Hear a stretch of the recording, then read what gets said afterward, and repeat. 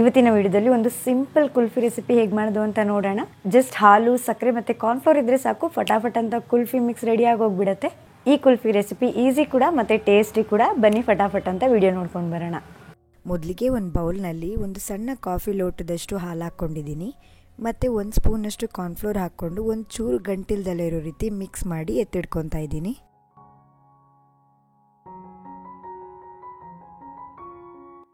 Next stove on ಮಾಡಿಕೊಂಡು ಒಂದು ದಪ್ಪ ತಳ ಪಾತ್ರೆ ತೊಗೊಂಡಿದ್ದೀನಿ. ನೆನಪಿರಲಿ, ನೀವು ಯಾವಾಗಲೇ ಕುಲ್ಫಿ ಮಾಡಬೇಕಾದ್ರೂ ದಪ್ಪ ತಳ ಪಾತ್ರೆನೇ ತೊಗೋಬೇಕು, ಇಲ್ಲದಿದ್ದರೆ ತಳ ಸೀದೋಗುತ್ತೆ. ಮತ್ತು ಉಳಿದಿದ್ದ ಹಾಲನ್ನೆಲ್ಲ ಪೂರ್ತಿ ಇದಕ್ಕೆ ಹಾಕ್ಕೊಂಡಿದ್ದೀನಿ. ಇಲ್ಲಿ ಟೋಟಲ್ ನಾನು ಅರ್ಧ ಲೀಟ್ರು ಹಾಲು ತಗೊಂಡಿದ್ದೀನಿ. ಫುಲ್ ಫ್ಯಾಟ್ ಮಿಲ್ಕ್ ಹಾಕ್ಕೊಂಡ್ರೆ ತುಂಬ ಒಳ್ಳೆಯದು. ಸಿಕ್ಕಿಲ್ಲ ಅಂದರೆ ನೀವು ಯಾವ ಹಾಲಲ್ಲಾದರೂ ಮಾಡ್ಕೋಬಹುದು.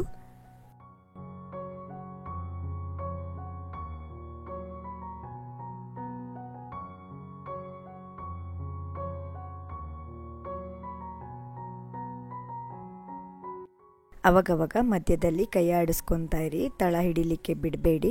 ಮತ್ತು ಈ ಕೆನೆನೇ ಇಂಪಾರ್ಟೆಂಟು, ಈ ಕೆನೆನ ಮಾತ್ರ ತೆಗಿಲಿಕ್ಕೆ ಹೋಗಬೇಡಿ. ಈ ಹಾಲು ಚೆನ್ನಾಗಿ ಕಾಯ್ತಾ ಇರಲಿ. ಅಷ್ಟರಲ್ಲಿ ನಾವೊಂದು ಕ್ಯಾರಮಲ್ ವಾಟರ್ ರೆಡಿ ಮಾಡ್ಕೊಳ್ಳೋಣ. ಇದಕ್ಕೆ ಸಹ ಒಂದು ದಪ್ಪ ತಳ ಪಾತ್ರೆ ತೊಗೊಂಡಿದ್ದೀನಿ ಮತ್ತು 4 ಚಿಕ್ಕ ಚಮಚದಷ್ಟು ಸಕ್ಕರೆ ಹಾಕ್ಕೊಂಡಿದ್ದೀನಿ. ಸಕ್ಕರೆನೆಲ್ಲ ಹಾಗೆ ಸ್ಪ್ರೆಡ್ ಮಾಡ್ಕೊಂಡಿದ್ದೀನಿ, ಹಾಗೆ ಕ್ಯಾರಮಲೈಸ್ ಆಗಲಿ ಅಂತ. ಇವಾಗ ಸ್ಟವ್ನ ಹೈ ಫ್ಲೇಮ್ನಲ್ಲಿ ಇಟ್ಕೊಂಡಿದ್ದೀನಿ. ಒಂದು ಸರಿ ಸಕ್ಕರೆ ಕರಗ್ಲಿಕ್ಕೆ ಸ್ಟಾರ್ಟ್ ಆದಮೇಲೆ ಸ್ಟವ್ನ ಮೀಡಿಯಮ್ ಫ್ಲೇಮ್ನಲ್ಲಿ ಅಥವಾ ಸ್ಲೋ ಫ್ಲೇಮ್ನಲ್ಲಿ ಇಟ್ಕೋಬೇಕಾಗುತ್ತೆ. ಇಲ್ಲದಿದ್ದರೆ ಇದು ಪೂರ್ತಿ ಕಪ್ಪಗಾಗೋಗಿ ಕಹಿ ಟೇಸ್ಟ್ ಬಂದುಬಿಡುತ್ತೆ. ನಮಗಿದು ಸ್ವಲ್ಪ ಗೋಲ್ಡನ್ ಬ್ರೌನ್ ಕಲರ್ ಬಂದರೆ ಸಾಕು. ಸಕ್ಕರೆ ಪೂರ್ತಿ ಕರಗಲಿಕ್ಕೆ ಮಿನಿಮಮ್ ಒಂದು 4ರಿಂದ 5 ನಿಮಿಷ ಬೇಕಾಗುತ್ತೆ. ನೆನಪಿರಲಿ, ಸಕ್ಕರೆ ಪೂರ್ತಿ ಕರಗೋವರೆಗೂ ನಾವು ಇದಕ್ಕೆ ಒಂದು ಹನಿ ನೀರು ಕೂಡ ಟಚ್ ಮಾಡಿಸ್ಬಾರ್ದು.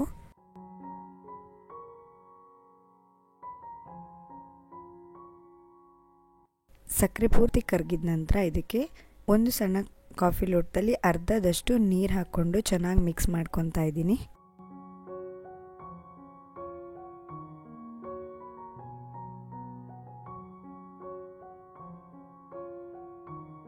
ಇವಾಗ ಕ್ಯಾರಮಲ್ ವಾಟರ್ ರೆಡಿ ಆಯಿತು. ಸ್ಟವ್ ಆಫ್ ಮಾಡ್ಕೊಂಡಿದ್ದೀನಿ. ಈ ಕಡೆ ನಾವು ಕಾಯಲಿಕ್ಕೆ ಇಟ್ಟಿದ್ದ ಹಾಲು ಸಹ ಕುದ್ದು ಕಡಿಮೆ ಆಗಿದೆ. ಮತ್ತು ಅವಾಗವಾಗ ಪಾತ್ರೆ ಸೈಡ್ನಲ್ಲಿ ಗಟ್ಟಿಯಾಗೋ ಹಾಲನ್ನ ಕೆನೆನೆಲ್ಲ ತಕ್ಕೊಳ್ತಾ ಇರಿ. ಹೊರಗಡೆ ತೆಗಿಬಾರ್ದು, ಹಾಲು ಜೊತೆನೇ ಮಿಕ್ಸ್ ಮಾಡಬೇಕು. ಹಾಲು ಅರ್ಧದಷ್ಟು ಕಡಿಮೆ ಆದ ನಂತರ ಇದಕ್ಕೆ ಒಂದು 3ರಿಂದ 4 ಏಲಕ್ಕಿನ ಕುಟ್ಟಿ ಪುಡಿ ಮಾಡಿ ಹಾಕ್ಕೊಂಡಿದ್ದೀನಿ. ಮತ್ತು 2 ಸ್ಪೂನಷ್ಟು ಸಕ್ಕರೆ ಹಾಕ್ಕೊಂಡಿದ್ದೀನಿ. ಮತ್ತು ನಾವು ಆವಾಗಲೇ ರೆಡಿ ಮಾಡಿಟ್ಕೊಂಡಂಥ ಕ್ಯಾರಮಲ್ ವಾಟರ್ನ ಪೂರ್ತಿಯಾಗಿ ಹಾಕ್ಕೊಂಡಿದ್ದೀನಿ. ಇದನ್ನೆಲ್ಲ ಹಾಕಿದ ಮೇಲೆ ಜಾಸ್ತಿ ಹೊತ್ತು ಕಾಯಿಸ್ಕೊಳ್ಳೋ ಅವಶ್ಯಕತೆ ಇರೋದಿಲ್ಲ. ಜಸ್ಟ್ ಸಕ್ಕರೆ ಎಲ್ಲ ಕರಗಿ ಎಲ್ಲ ಇಂಗ್ರೀಡಿಯೆಂಟ್ಸ್ ಒಂದಕ್ಕೊಂದು ಹೊಂದ್ಕೊಳ್ಳೋವರೆಗೂ ಒಂದು 2-3 ನಿಮಿಷ ಮಿಕ್ಸ್ ಮಾಡಿಕೊಂಡ್ರೆ ಆಯಿತು.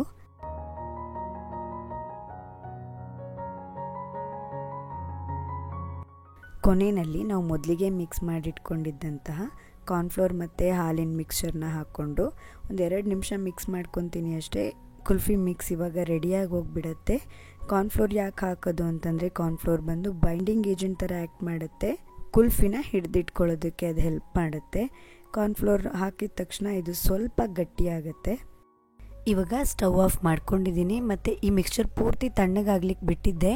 ಇವಾಗ ತಣ್ಣಗಾದ ನಂತರ ಇದು ಈ ರೀತಿಯಾಗಿ ಕಾಣುತ್ತೆ. ಸ್ವಲ್ಪ ಗಟ್ಟಿಯಾಗಿರುತ್ತೆ ಮತ್ತು ಮೇಲಿರೋ ಕೆನೆನೆಲ್ಲ ಕುಲ್ಫಿ ಮಿಕ್ಸ್ಚರ್ ಜೊತೆನೇ ಚೆನ್ನಾಗಿ ಮಿಕ್ಸ್ ಮಾಡ್ಕೊಂಡಿದ್ದೀನಿ. ಇದನ್ನು ಒಂದು ಲೋಟಕ್ಕೆ ಹಾಕಿ ಇಟ್ಕೊತೀನಿ. ಇಲ್ಲಿ ನಾನು ಕುಲ್ಫಿ ಮೌಲ್ಡ್ಸ್ ತಗೊಂಡಿದ್ದೀನಿ. ಈ ರೀತಿಯಾದಂಥ ಸಣ್ಣ ಸಣ್ಣ ಕುಲ್ಫಿ ಮೌಲ್ಡ್ಸ್ ಎಲ್ಲ ಸೂಪರ್ ಮಾರ್ಕೆಟ್ನಲ್ಲೂ ಸಿಗುತ್ತೆ. ಒಂದು ವೇಳೆ ಇಲ್ಲ ಅನ್ನೋದಾದರೆ ಈ ರೀತಿಯಾದಂಥ ಕಾಫಿ ಲೋಟದಲ್ಲೂ ಕೂಡ ನೀವು ಕುಲ್ಫಿನ ಸೆಟ್ ಮಾಡ್ಕೋಬೋದು. ಮತ್ತು 4 ಕುಲ್ಫಿ ಸ್ಟಿಕ್ಸ್ ತಗೊಂಡಿದ್ದೀನಿ. ಕುಲ್ಫಿ ಸ್ಟಿಕ್ಸ್ ಇಲ್ಲ ಅನ್ನೋದಿದ್ರೆ ಸ್ಪೂನನ್ನು ಉಲ್ಟಾ ಮಾಡಿ ಇಟ್ಕೊಂಡು ನೀವು ಕುಲ್ಫಿ ಸೆಟ್ ಮಾಡ್ಕೋಬೋದು. ಇವಾಗ ಎಲ್ಲ ಕುಲ್ಫಿ ಮೌಲ್ಡ್ಸ್ಗೂ ಕುಲ್ಫಿ ಮಿಕ್ಸ್ಚರ್ ಹಾಕ್ಕೊತಾ ಇದ್ದೀನಿ. ಒಂದು ವೇಳೆ ನಿಮಗೆ ಕೆನೆ ಭರಿತ ಹಾಲು ಇಷ್ಟ ಆಗಲ್ಲ ಅನ್ನೋದಾದರೆ ಈ ಮಿಕ್ಸ್ಚರ್ನ ಒಂದ್ಸರಿ ಮಿಕ್ಸಿನಲ್ಲಿ ಒಂದು 2 ನಿಮಿಷಗಳ ಕಾಲ ಮಿಕ್ಸ್ ಮಾಡ್ಕೊಳ್ಳಿ ಸಾಕು. ನಿಮಗೆ ಹೋಮೋಜಿನಿಯಸ್ ಮಿಕ್ಸ್ಚರ್ ಸಿಗುತ್ತೆ. ಒಂಚೂರು ಕೆನೆ ಇರೋದಿಲ್ಲ, ಎಲ್ಲ ಪೂರ್ತಿ ಮಿಕ್ಸ್ ಆಗೋಗಿರುತ್ತೆ.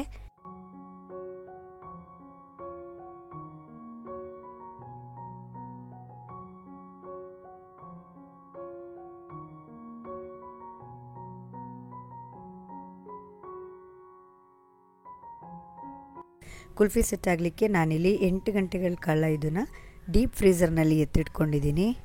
ನಾನಿಲ್ಲಿ ಒಂದು ರಾತ್ರಿ ಪೂರ್ತಿ ಫ್ರೀಝರ್ನಲ್ಲಿ ಇಟ್ಟಿದ್ದೆ. ಮತ್ತು ಕುಲ್ಫಿನ ಮೌಲ್ಡ್ಸಿಂದ ತೆಗಿಬೇಕಾದ್ರೆ ಒಂದು ಲೋಟದಲ್ಲಿ ತಣ್ಣೀರಿಟ್ಕೊಂಡು ಅದಕ್ಕೆ ಅದ್ಕೊತಾ ಇದ್ದೀನಿ. ಸೈಡ್ಸ್ ಎಲ್ಲ ಬಿಟ್ಕೊಂಡ್ರೆ ತೆಗಿಲಿಕ್ಕೆ ಈಸಿ ಆಗುತ್ತೆ ಅಂತ.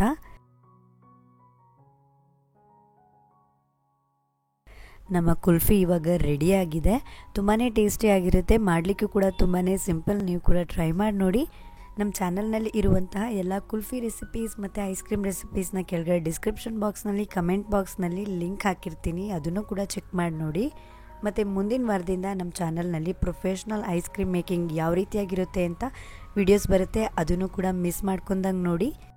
ಪ್ರೊಫೆಷ್ನಲ್ ಐಸ್ ಕ್ರೀಮ್ಸ್ ಅಂದರೆ ನಿಜವಾದ vanilla ice cream, chocobar ice cream, black currant, ಪಿಸ್ತಾ ಐಸ್ ಕ್ರೀಮ್ನೆಲ್ಲ ಹೊರಗಡೆ ಪ್ರೊಫೆಷ್ನಲ್ ಆಗಿ ಹೇಗೆ ಮಾಡ್ತಾರೆ ಅದೇ ರೀತಿಯಾಗಿ ಮಾಡಿ ತೋರಿಸ್ತೀನಿ. ಸೊ ಮಿಸ್ ಮಾಡ್ಕೊಂಬಿಡಿ ಯಾವ ವಿಡಿಯೋದನ್ನು ಕೂಡ. ಸದ್ಯಕ್ಕೆ ಈ ಸಿಂಪಲ್ ಕುಲ್ಫಿ ರೆಸಿಪಿನ ಮನೆಯಲ್ಲೇ ಮಾಡಿಕೊಂಡು ಎಂಜಾಯ್ ಮಾಡಿ.